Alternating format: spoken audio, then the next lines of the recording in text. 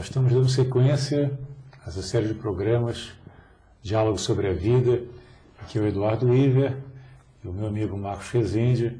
Estamos aqui discutindo e investigando em conjunto alguns dos aspectos fundamentais da obra de Jiddu Krishnamurti, esse grande pensador, esse grande filósofo que marcou muito o século XX com a sua maneira única de apresentar essas questões que são as questões fundamentais da existência.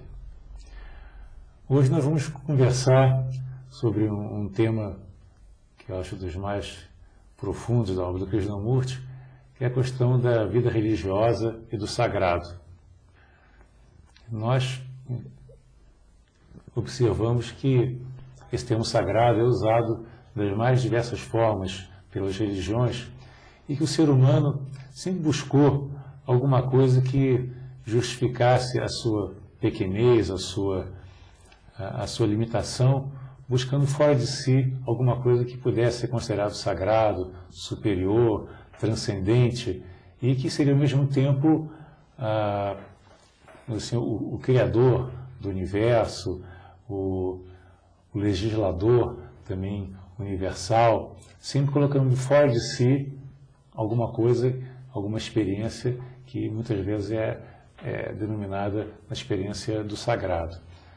Então hoje eu gostaria de conversar, investigar junto com você, Marcos, se existe realmente alguma coisa fora da natureza que pudesse ser chamada de sagrado, alguma coisa que estivesse além da nossa experiência do dia a dia, nossa experiência corriqueira, ou seria apenas uma criação da nossa mente, essa questão do sagrado, do superior. O que é que você comenta sobre isso? Esse é um tema profundo, é um tema ao qual nós temos que nos abeirar com muito cuidado, porque o ser humano tem uma vocação para criar imagens e mitos, né? Então, sagrado para o ser humano é aquilo que ele idolatra como superior a ele.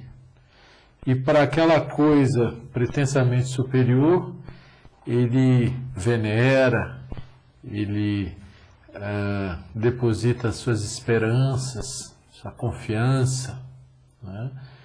Então, a gente vê, como você falou, nas religiões, a ideia do sagrado ligadas a imagens, a mitos, né? Até mesmo na natureza, na vida selvagem, o ser humano sempre procurou alguma coisa superior a ele, né? Então ele adorava o sol, adorava a lua, às vezes adorava um pedaço de pau, uma imagem, que é muitas vezes um santo esculpido numa madeira, assim. Quer dizer, o que torna uma coisa sagrada? É o fato dela ser venerada por muita gente? Ou será que isso é tudo invenção do nosso pensamento? Ou existe alguma coisa que de fato seja sagrada? Pois é, então vamos investigar como é que surge essa noção do sagrado, da reverência por alguma entidade ou algum princípio que teoricamente estaria fora de si, né?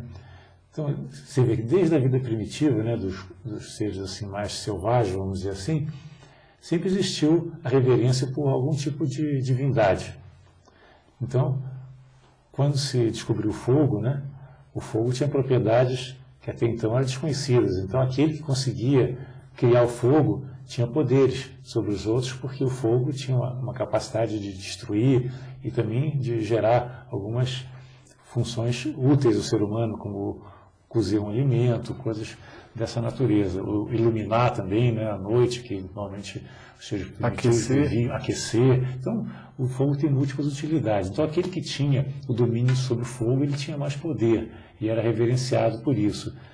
E, de modo geral, todo aquele ser que consegue exibir algum fenômeno que não é conhecido dos seres comuns, ou que passa assim além do conhecido, vamos dizer assim, pelas pessoas comuns, é tido como uma pessoa superior, um milagreiro, um santo, enfim, uma pessoa que tem alguma coisa a mais que os outros e é reverenciado por isso. E muitas vezes essa pessoa é colocada como sendo um intermediário entre o ser humano e uma possível divindade, uma suposta divindade que seria a fonte desse poder daquele sacerdote ou daquele representante, do pajé, seja lá o que for, dependendo da religião. Então, a questão é essa: como é que surge então essa noção, né? E será que ela é uma criação da mente? Será que o homem tem necessidade de ter alguma coisa para justificar a sua existência? Então ele projeta vamos dizer assim, um aspecto assim transcendental, divino, para certas forças da natureza? O Krishnamurti coloca com uma certa ênfase que nada inventado pelo pensamento é sagrado.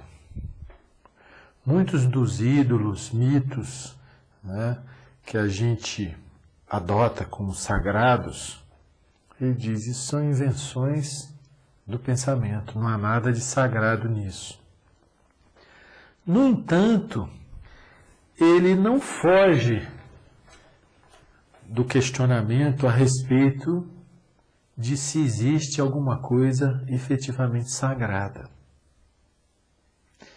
Mas, quando ele entra nesse tema, ele naturalmente tenta mostrar a importância de nós vermos por nós mesmos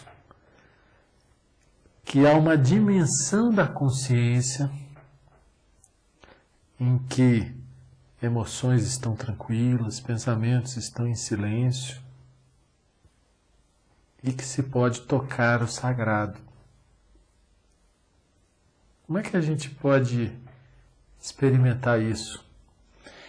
Então, como é que a gente poderia saber se aquilo que se considera como sagrado é uma criação mental ou se é realmente uma experiência mais profunda?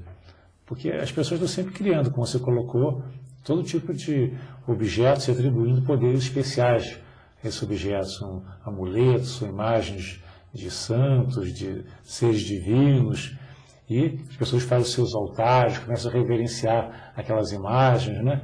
Então existe toda uma mística, né, criada em torno de princípios que às vezes são educados e não são nem questionados. Certos determinados livros sagrados, né, possuem ensinamentos que possivelmente foram revelados por grandes seres, né? E algumas vezes se coloca, esse livro aqui é sagrado, e o que está dito ali não é para ser questionado. É um dogma, é um ensinamento superior, você tem que seguir aquilo sem questionar. E aí que jaz o perigo daquilo que é colocado como sendo inquestionável, como sendo sagrado, e passa a ser assim, algo que não está sujeito à nossa investigação mais. E o Krishnamurti fala muito isso, é muito importante você não tomar nada como verdadeiro sem que você possa ter experimentado aquilo como sendo uma verdade interior, sem que você tenha compreendido profundamente aquela verdade. Essa é a maior crítica do Krishnamurti, né? Aos sacerdotes, aos livros que apenas reproduzem ideias de outros e que são rotulados como sagrados. O Krishnamurti diz sempre que a pessoa religiosa, ela não é a pessoa que frequenta uma religião, mas que a pessoa religiosa é aquela que percebe a si mesma, percebe o seu próprio eu e aprende a se esvaziar de todas as irrealidades que o pensamento inventa. As emoções e os pensamentos estão sempre em busca de satisfação e que para você viver o sagrado é preciso você compreender como funciona a sua própria mente. Olha que coisa interessante. Como funciona a sua própria mente para você poder descobrir se há algo efetivamente sagrado